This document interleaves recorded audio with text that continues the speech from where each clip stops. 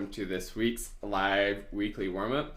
This one is actually going to be sort of a hybrid of two different exercises that I've done in the past, but when you put these two together, it actually makes a really powerful exercise for working on and teaching articulation. So I'm really excited to be sharing this one with y'all today. So the two exercises that are sort of taking from, if you look in the description, you'll actually see what they are. And there's links to the past videos I've done with them. But what they are is the sort of independent tongue motion one, where you just hold a long note and let your tongue sort of do whatever it wants to do while you're holding that long note. And then also the tongue tickles exercise, where you work on moving your tongue super duper slowly to the reed and then really slowly actually away from the reed as well. When you put these together, it becomes a really powerful exercise because you actually have two different mechanics happening at the same time. It's helping you to really make sure that your air support is going and that your embouchure and air are 100% totally steady, like you have to do in the independent tongue motion exercise. But then it also works on getting exactly the right tongue motion as you slowly move just the tip of your tongue to the reed and then very slowly move it back away. And that's what's super important when we actually end up articulating like normal and moving our tongue quickly on and off the reed. It's all about that really precise motion while keeping everything else going and everything else steady. The thing that this is trying to sort of combat or overcome is the tendency to change our air pressure or change our embouchure when we articulate, especially when we do staccato articulation. When we end a note, typically if it's the end of a phrase or something like that, we stop the note and our embouchure sort of stops the reed vibrations, our air backs off so that we don't get extra sound after the note is over.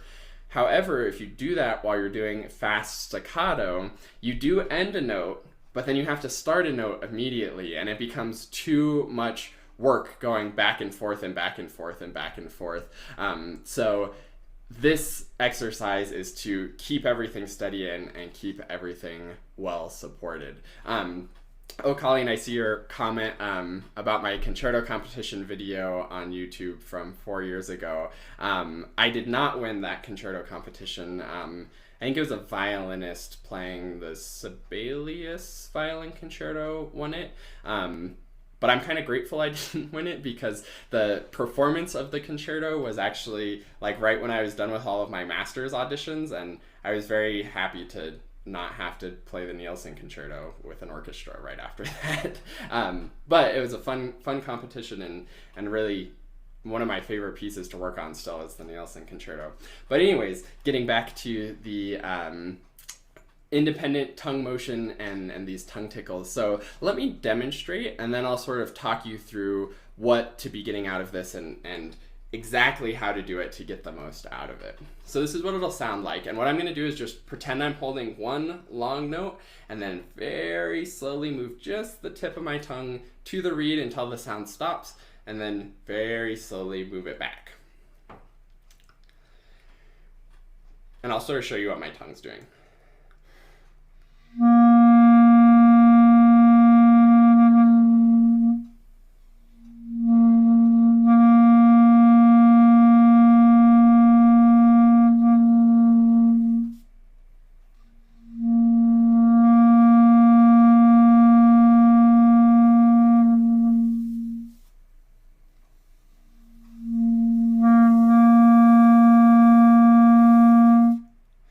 So hopefully you noticed that my tongue was almost doing nothing. It was just the tiniest motion, and that's the whole point of this exercise, is that your tongue should be doing almost nothing. It's just the tiniest motion to the reed to stop the vibrations, and then off the reed to allow the note to come out. And the smaller you can make that motion, and the more you can make it truly just the tip of your tongue moving, nothing in the middle of your tongue, nothing in the back of your tongue, nothing in your throat changing, nothing about your embouchure changing, nothing about your air pressure changing, just the tiniest tip of the tongue. That's what will allow you to get really good, clear articulation. Because remember, what's important about playing the clarinet always, and especially articulating, is that the air is there and the support is there so that the reed can vibrate immediately when the tongue comes off the reed. I actually want to throw in one other exercise that I did more recently, actually, and that's the leaky embouchure articulation. So what I'm going to do is intentionally leak while I'm doing this exercise, so you can hear that the air is truly going the whole time. And I'm also going to turn to the side a little bit so that you can see that like nothing back here is moving, my throat's not changing, my embouchure's not changing, just everything is ultra steady.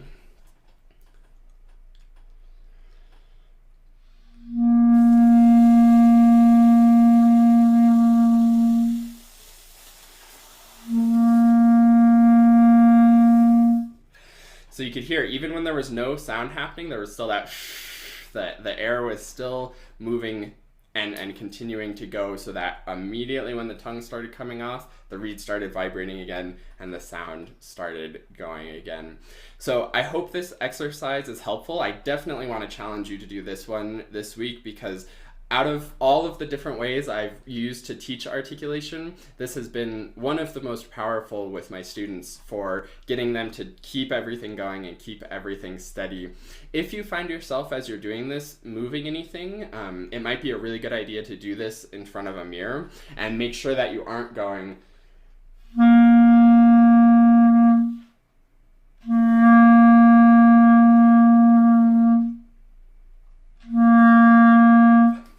You can see how the embouchure is changing, and if I leak so you can hear my air, that's also changing.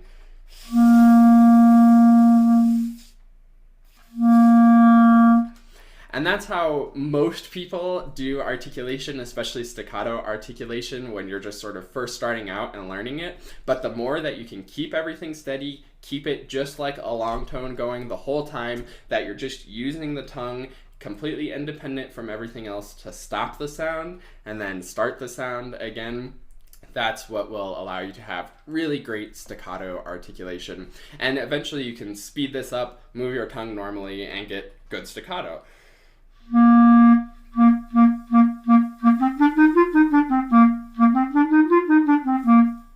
And that's sort of the end goal of all of these exercises, is to be able to be really, really steady and precise.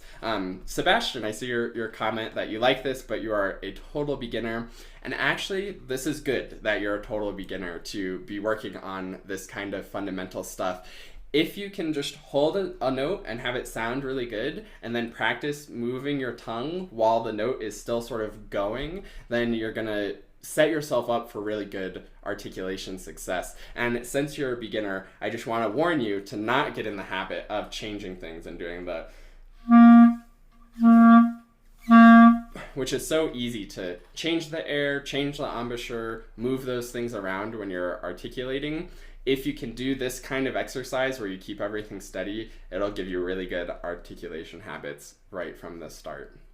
Cool, so thanks so much for watching. Thanks for all the comments. It was fun to have a little more interaction today. I always look forward to getting to interact with you all and answer your questions. And of course, if you're watching this after the live stream, feel free to leave a comment and I'll definitely answer your questions in the comments as well. So thanks for watching, and I'll see you next week for the next live weekly warm-up.